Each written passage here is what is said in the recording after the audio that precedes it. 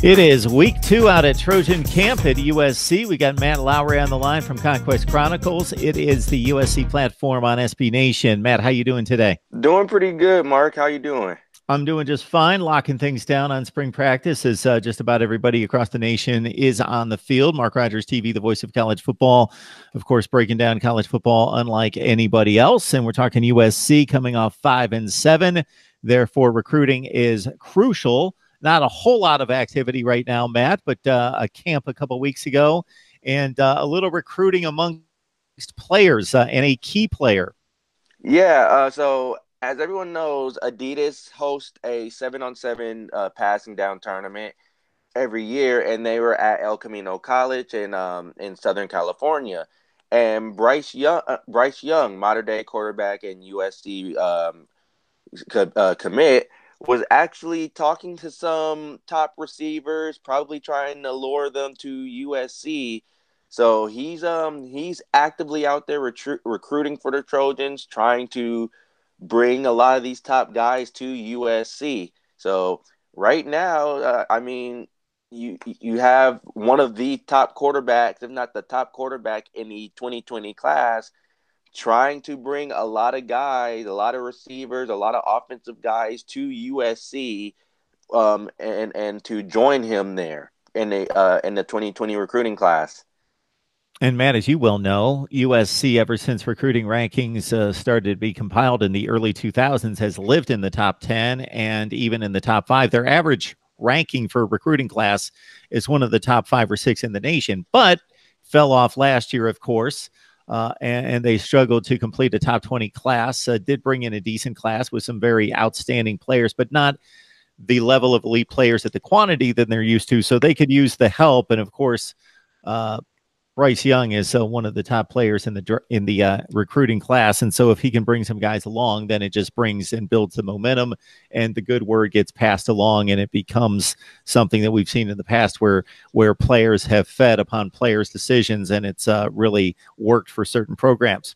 Got Matt Lowry on the line from Conquest Chronicles talking some USC football. The Trojans are in camp for their second week, and the quarterback battle that I didn't necessarily look at as a battle as I review across the country, and we're going to be presenting quarterback battles across the nation.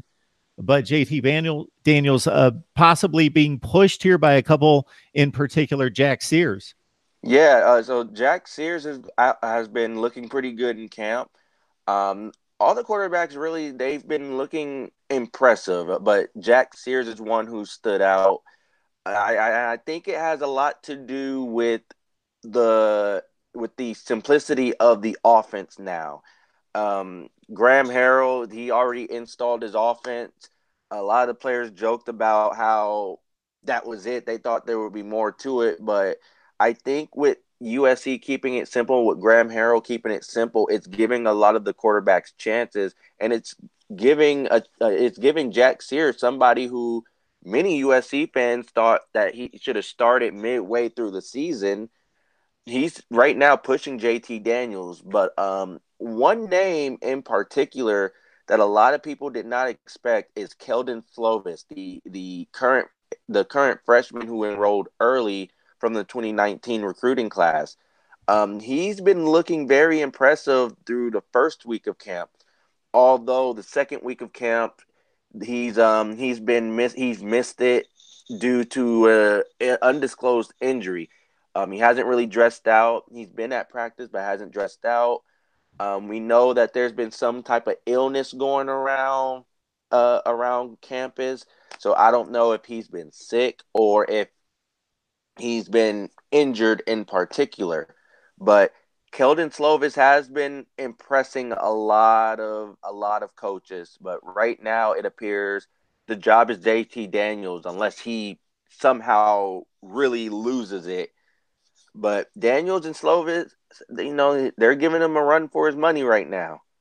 Sears received his one opportunity last year against Arizona State. The team lost, but a close game against not one of the best defenses in the Pac-12, but not one of the worst defenses in the Pac-12. And probably based on the elite speed that they had across the front seven, Arizona State had one of the best pass rushes in the conference, if not the country.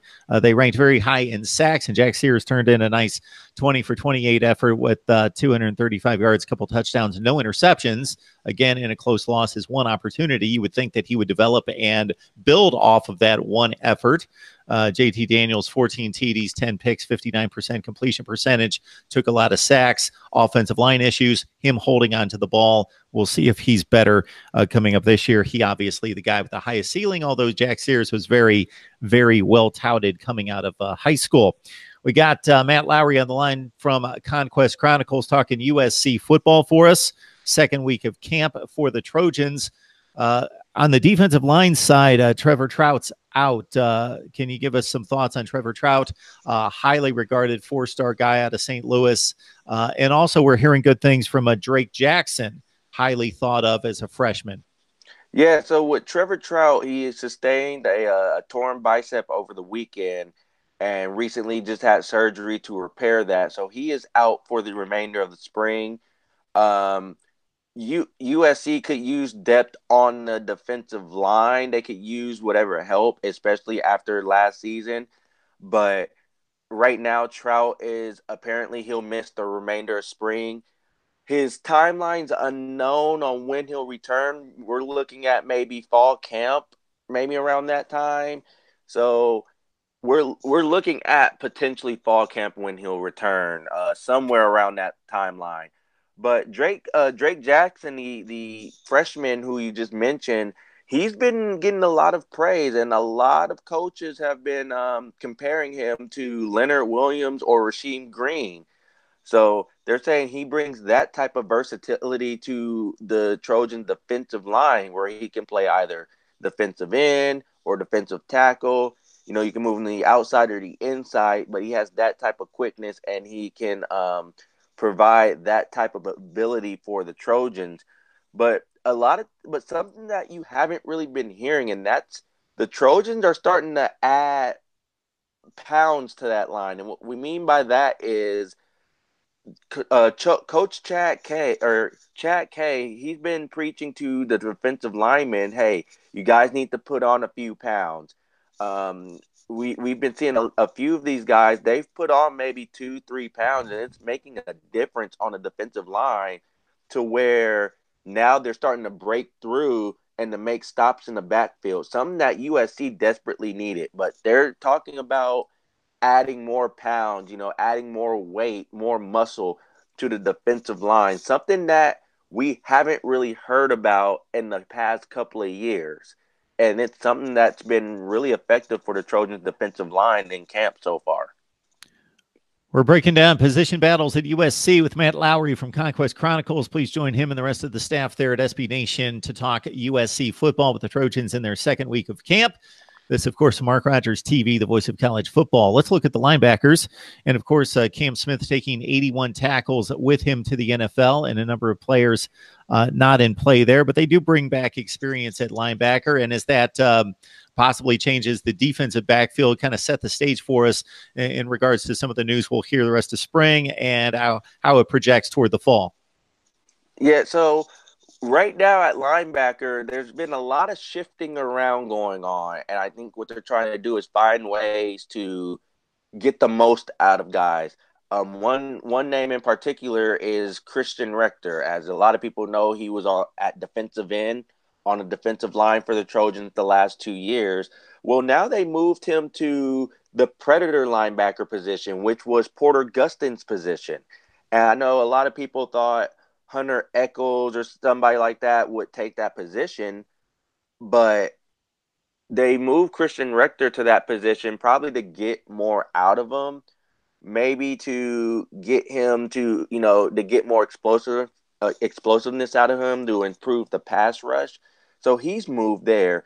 They also slid John Houston over to the will linebacker, which was Cam Smith's position. And then they moved freshman or now sophomore Pelote Gaoteote over to the inside linebacker, which was John Houston's spot. But Gaoteote has been really impressive in practice. Matter of fact, during yesterday's practice or on Wednesday's practice, he had a big hit on a walk on running back, which was probably one of the biggest hits of the spring. So he's been looking really impressive. John Houston's been looking impressive. And again, you have the outside linebacking spot, which is down to Malik Abdul McClain or or Hunter Echols, who they've also slid over, or Elijah Winston. So they have talent at the outside linebacker spot. They're three deep in that position. So you're going to see a lot of rotations between guys at the outside in the predator linebacking position. Yeah, as you mentioned, Matt, Cam Smith has obviously been the guy ever since he picked off 3 passes against USC when they were ranked in the top 5 in the nation, or against Utah at the Coliseum, and took one back for a touchdown. Not that that was his only game of his career. Obviously, he's at the NFL Combine and going to set himself up well for a paycheck in the NFL. So he's been a really good linebacker and solid linebacker, but that's what put him on the national map and gained him Freshman of the Year status as a Pac-12 defender. And then people knew about him after that. And again, he led the team in tackles last year. But they bring back, as you mentioned, a lot of production here. Kristen Rector had 9 tackles for loss and 4.5 sacks. Porter Gustin, of course, he moves on. But John Houston, 67 tackles, him only second to Cam Smith in total tackles, and Gaya Teate, as you mentioned, with 38 tackles and 4.5 tackles for loss. So a lot of production there back at linebacker, though they missed their star coming back from last season. We got to Matt Lowry on the line talking USC football, as the Trojans obviously fill up the NFL rosters as well as anybody historically, but a little bit thin this season, Matt. Cam Smith, of course, Chuma Edoga, a guy that we've seen play. Biggie Marshall, we've talked about for a long time because he came into college with a lot of hype and the blue chip status. And Porter Gustin, a very productive player at the collegiate level with 10 tackles for loss last year and 7.5 sacks. Your thoughts about how USC showed up at the Combine and how they project to the next level? Well, I think USC they actually came out pretty good at the combine. A lot of these guys, based off of the 5-7 season, it kind of hurt their stock. But as you saw during the Senior Bowl, during the combine, USC the USC players have actually been impressive. Imam Marshall's been getting. You've been hearing his name float around, potentially going in that fifth, sixth round area. Though they've talked about potentially moving him to safety, which has been the talk for, I want to say, a few years. Even at USC, there's been talk about him moving to safety. One name that has really caught on, well, two names actually that's really caught on, was Chuma Edoga and Porter Gustin. Porter Gustin hasn't had a chance to really showcase what he could do because he's been hit with numerous amount of injuries. Though a lot of NFL teams love how he looks and the explosiveness that he's showing despite the ankle surgeries, the foot injuries. He's been showing a lot of explosiveness off the ball. So they're talking about him going in that fourth to fifth round area. Chuma Edoga again was the talk of the Senior Bowl. Also looked impressive during his pro day and during the NFL Combine. His stock is starting to go up, and also with Cam Smith, smart football player, high IQ. But the knock on him, honestly, is his blitz timing. And what I mean by that is the timing of his blitz is kind of off, and when he does get sent on the blitz, he gets swallowed up by the offensive line, which is something you don't want from your inside linebacker. But I think he could end up being drafted somewhere around the fifth, sixth round as well, maybe sixth round. A team's gonna love his IQ. He and I think he'll make an NFL roster somewhere. He'll make an NFL roster somewhere. Someone will love what Cam Smith brings to the table.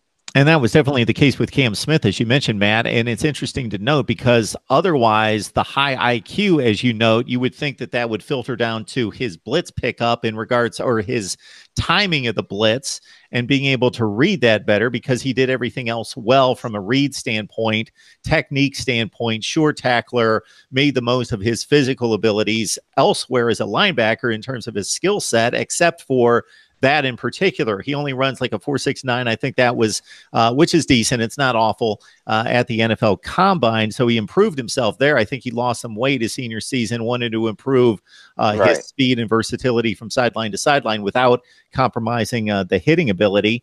Adoga, from what I see in looking through some draft analysis, yeah, as you mentioned, huge week for him at the Senior Bowl. And then he also being tied in particular to the Cincinnati Bengals because of their issues at that position. So interesting to see USC showing up, of course, at the NFL draft as they always do, despite 5-7 in 2018. Matt, let's get away from the personnel for a second. We've really looked at the nuts and bolts in terms of the vibe, your own and the fan base coming off 5-7. Is it a situation where you can't wait to get at Fresno State and get after it and see if this team can turn it around? Or you're like, well, I really don't have a whole lot of hope for huge improvement to get back to USC type of standards? Well, in my honest opinion, and just based off of what I've been seeing and hearing with the vibe at practice, you could tell a lot of these guys are frustrated about 5-7, and they're frustrated on how they're being doubted. And the right now, the talk around is just we're not going to talk about it. We're going to show you when we hit the field against Fresno State.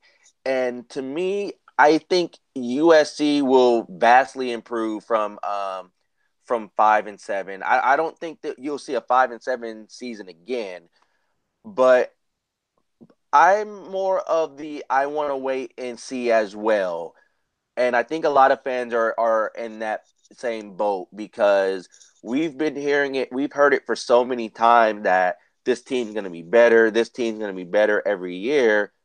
And I think with the exception of maybe the Pac-12 title year and the Rose Bowl year, really there hasn't been much merit to what a lot of coaches have said. But I think this is different because now you're starting to sense an excitement with the offense of what Graham Harrell can bring. People are still kind of about the defense. They're trying to figure out what's going to happen about the defense. But I think there's some optimism here within the fan base and within the team, especially myself.